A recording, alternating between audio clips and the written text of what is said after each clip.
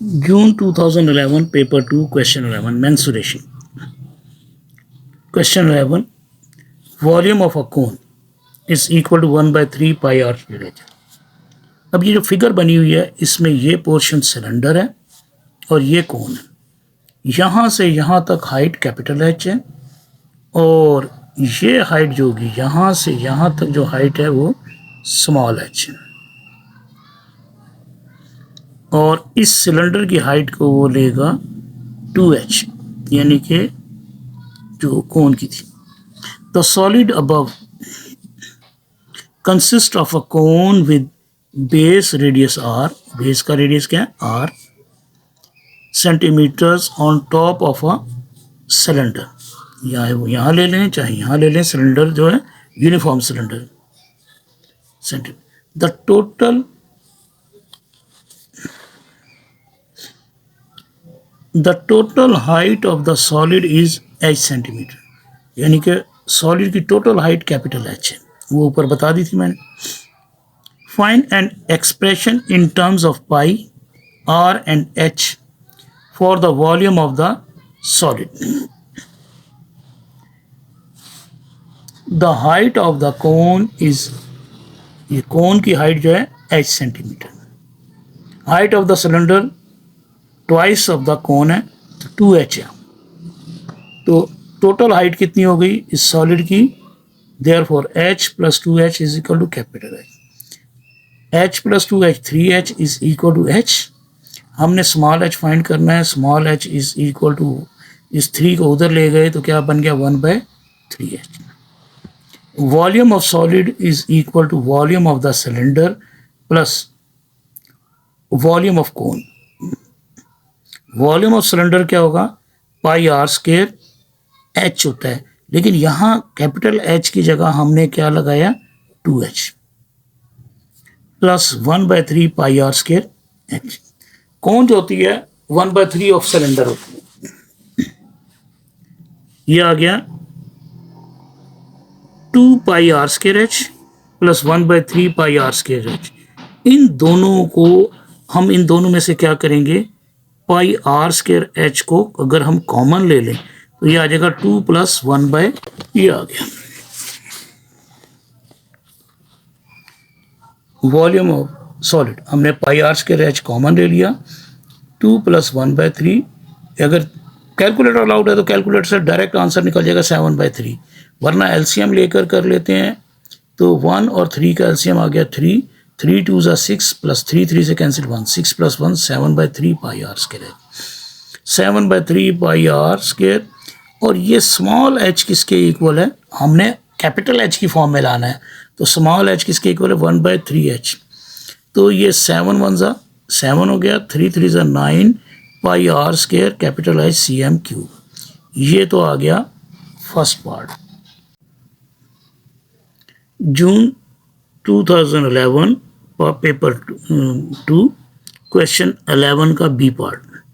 It is given that r is equal to 10 centimeter and the height of the cone is 15 centimeter. Show that the height of the cone is 18 centimeter correct to the 1 decimal place. Height कितनी है 15 centimetre और ये radius कितना है 10 centimetre. तो हमने as r is equal to 10 centimeter and h is equal to 15 centimeter apply Pythagoras theorem for slant height. हमने slant height निकालनी है पहले इसकी। हाइपोटेनियस के ये जो है ये राइट एंगल ट्राइंगल हो गई ना ये, तो ये 90, इसके अपोजिट ये जो स्लांट हाइट है ये आ गई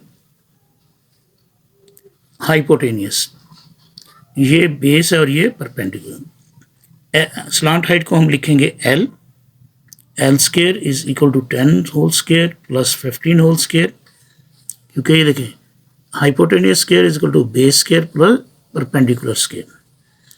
अब क्योंकि हमने एल निकालना है, इसका भी स्क्वायर रूट ले लें और इस सारे का भी स्क्वायर, 10 10 100 प्लस 15 का स्क्वायर 225, स्क्वायर और square root cancel, L is equal to, इन दोनों को ऐड कर दें 325। अब अगर हम स्क्वायर रूट निकालें कैलकुलेटर से इस फॉर्म में भी दे देगा 5 इंटू स्क्वायर रूट ऑफ 13 और डेसिमल में लाना है, L is equal to 18.03 centimetre. L is nearly equal to 18.0 cm, answer आ गया ये 3 सिग्निफिकेंट फिगर्स था। June 2011 paper 2 question 11 mensuration. Question 11 B part B second part.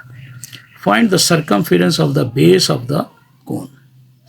वो जो कोन है उसका सर्कमफेरेंस निकालना है। ये कोन है, इसका बेस का सर्कमफेरेंस निकालना है। स्लांट हाइट भी हो गई, सारा कुछ हो गया। Circumference C is equal to 2πr, क्योंकि ये सर्कुलर है ना, r हमारे पास था 10, तो 2πr 2 इंटू 22/7 इंटू 10। कैलकुलेटर से यूज़ किया तो 62.8571 आया। इसको राउंड ऑफ करके 3 सिग्निफिकेंट फिगर्स तक लाए तो 68.9 सेंटीमीटर। हमें कैलकुलेटर अलाउड है क्योंकि पेपर 2 है, तो इसको करेंगे 2 into 22 divided by 7 into 10। Calculator को यूज़ किया तो आ गया 62.8571। हमने 3 सिग्निफिकेंट फिगर्स तक लाना है आंसर, तो ये आ गया 62.8। अब ये मोर देन 500 है, तो क्या करेंगे, इधर 1 ऐड कर लेंगे अगर इसको छोड़ेंगे तो अप्रॉक्सीमेट आंसर जो नियरली इक्वल टू आंसर आ गया 62.9 सेंटीमीटर, ये आंसर आ गया। अब आ जाती है बात, the curved surface area of the cone can be made into the shape of a sector. ये जो कोन थी ना, इस कोन से हमने ये किया, ये जो कोन थी इससे ये सेक्टर बना लिया, ठीक। अभी ये बाद में आएगी, the curved surface area of the cone can be made into the shape of a sector of circle with angle theta degree, show that theta is 200। हमने ये प्रूव करना है कि थीटा 200 है, correct to the nearest integer.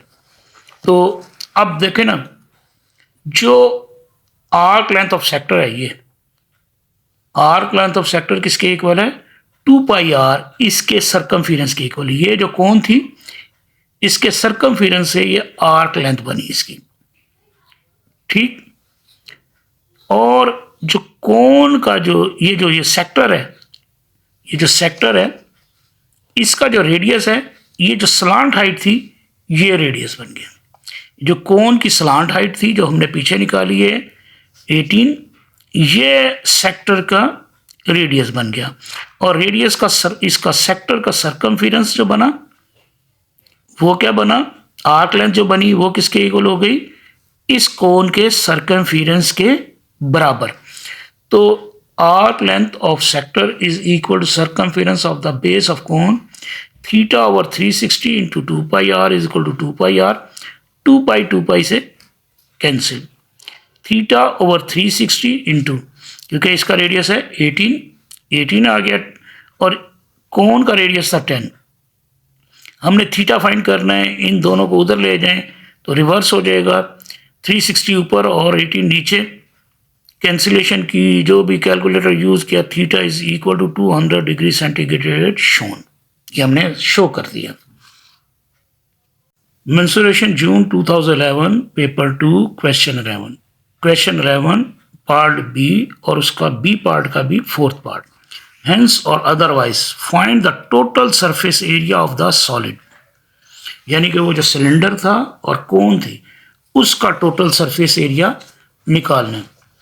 Area of the base plus curved surface area of cylinder plus curved surface area of cone.